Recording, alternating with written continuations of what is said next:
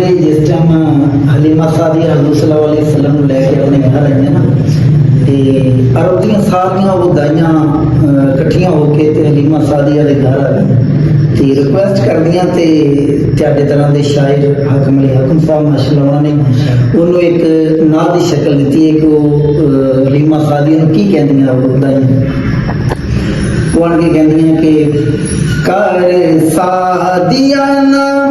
ਸਾਨੂੰ ਇਨਕਾਰ ਅਸਾਂ ਤੇਰਾ ਲਾਲ ਵੇਖਣਾ ਨੀ ਅੰਮਾ ਲਾਲ ਵੇਖਣਾ ਕਰ ਸਾਦੀਆ ਨਾ ਸਾਨੂੰ ਇਨਕਾਰ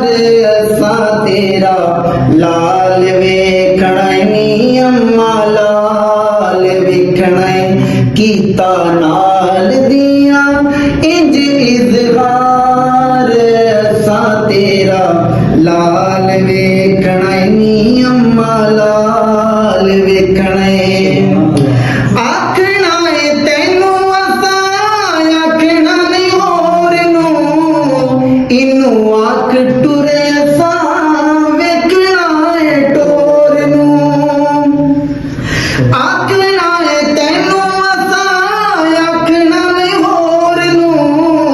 ਇਹਨੂੰ ਆਖ ਟੁਰੇ ਅਸਾਂ ਵੇਖਣਾ ਏ ਟੋਰ ਨੂੰ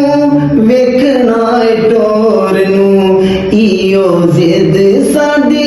ਈਓ ਤਕਰਾਰ ਅਸਾਂ ਤੇਰਾ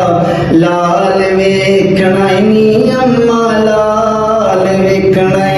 ਕਰ ਸਾਦੀਆ ਨਾ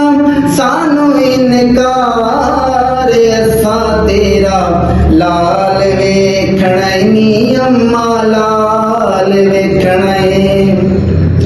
ਤੇਰੇ ਘਰ ਖਾਸ ਆਇਆ ਸਾਡੇ ਘਰ ਆਮਨੇ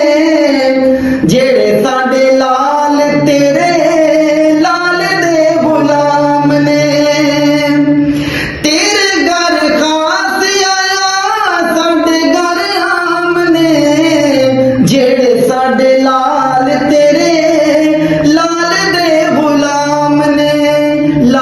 ਦੇ ਗੁਲਾਮ ਨੇ ਕਰ ਸਾਦੀਆ ਨਾ ਸਾਨੂੰ ਇਨਕਾਰ ਅਸਾਂ ਤੇਰਾ ਲਾਲ ਵੇਖਣਾ ਨੀ ਅੰਮਾ ਲਾਲ ਵੇਖਣਾ